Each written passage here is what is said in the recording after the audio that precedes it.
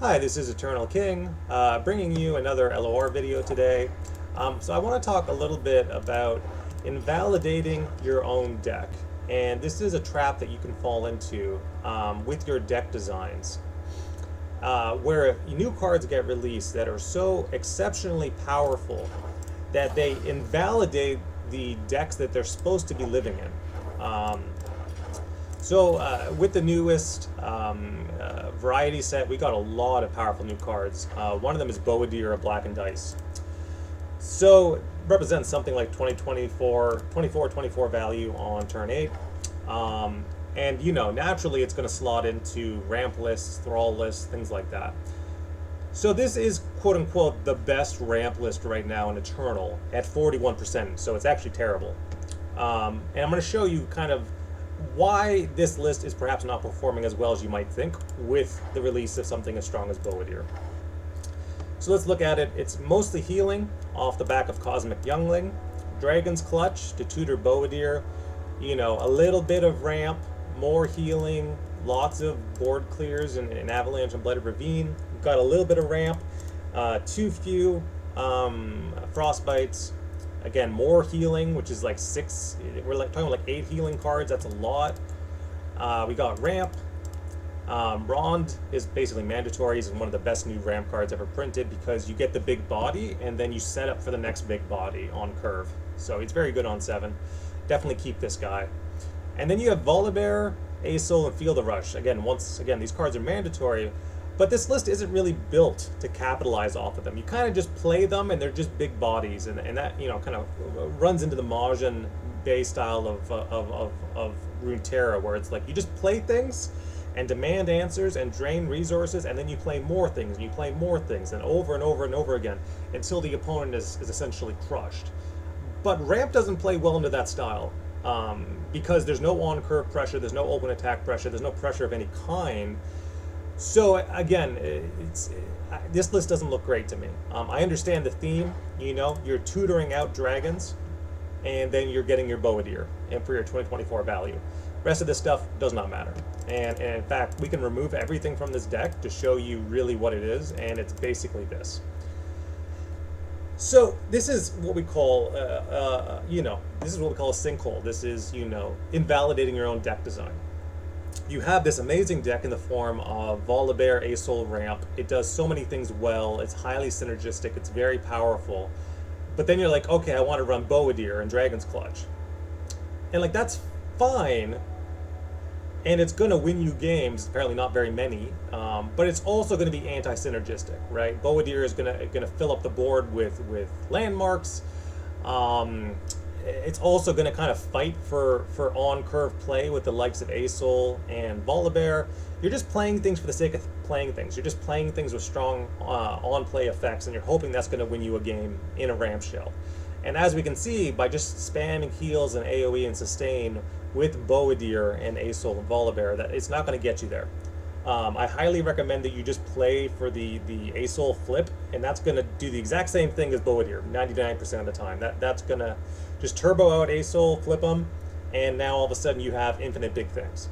So Boadir is a good card. He absolutely is a good card. But if you're bending over backwards to put him into a 40% win rate ramp shell, you're not doing yourself any favors. The best favor you can do in your ramp shell is to remove Boadir. Remove Boadir, remove Dragon's Clutch, build a proper ramp deck, and then go back and build your Thralls list with Boadir, and then try from there. Ironically, one of the best decks in LOR Eternal, ranked right now, is Irelia Azir. And it's not because Irelia Azir is an amazing deck. It's just because it knows what it's doing in an extended card format. And right now, a lot of these lists are still a mess. Especially that ramp list is just I don't understand what's happening there.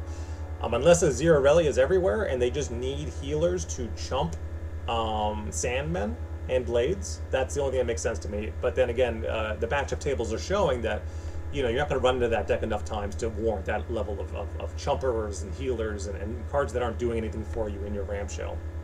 And avalanches and all that stuff.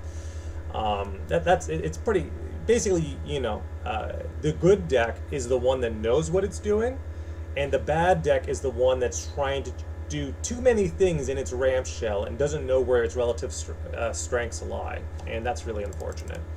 I'll give you another example. And it is the 8 mana card. And it's similar on the power scale to Boadir. And that is the new, I call it a Bilgewater card, and it is a Bilgewater card. It's the Safrisa, Scourge of the Deep. So this card you can basically slap into any kind of high-end deck, and it'll just generate you infinite card value. Like that's, the fact that it says deep on it and it's supposed to be a deep card doesn't matter. It literally is just like any card that you play that is 8 mana after, Safrisa will give you a free 8 mana card, and a lot of them will rally and do nasty stuff. So it's basically infinite card advantage. But you'll never see this in a high win rate deck. There is not going to be a high win rate Safrisa deck. Maybe it'll do okay in deep as like, one of that kind of thing. But it's another card that it just invalidates the entirety of your deck by replacing all of your entire deck with RNG, essentially. And it's never going to have that kind of high win rate in Eternal. Like, it's just not possible. It's the I'm going to call it the Boadir conundrum, where like these new 8 mana variety cards are so exceptionally powerful, which is fine. Epics should be good and they should be powerful, and 8 mana cards should be powerful, but they're so exceptionally powerful that they almost invalidate the decks that they're meant to go in. And so that's the pitfall that you're going to be seeing a lot in the extended card format of Eternal. And again, I'm not a competitive player anymore. I'm very much focused on my marketing career. But for those that do care about, hitting masters, like I used to, and doing well in Eternal specifically and getting masters there, try to watch out for these pitfalls. Invalidating your own deck design. One of the best decks in Standard right now is exceptionally simple in its deck design. Much like azir irelia is one of the best in Eternal, one of the best decks, and yay Ionia. If you're an Ionia guy, this is great. And that is Shen. We've talked about Shen a lot before, so I won't talk about him too long. But we have 2 Ionia decks. We have Irelia in Eternal, we have Shen in Standard, and 2 Ionia decks of the mid-range variety that is doing exceptionally well, and they're decks that just know exactly what they're doing. I'm a barrier deck. I'm a blade deck. And they're not invalidating themselves with any new card additions, and they're building for high synergy. So, ramp can do the exact same thing. There's no reason why you need to build a bad ramp list and play that and just assume that all ramp is bad. Like, there are so many cards to choose. So again, that's it for Eternal King on this subject. Be like Irelia, be like Shen, build your deck with high synergy, and don't invalidate your own lists with the new variety cards.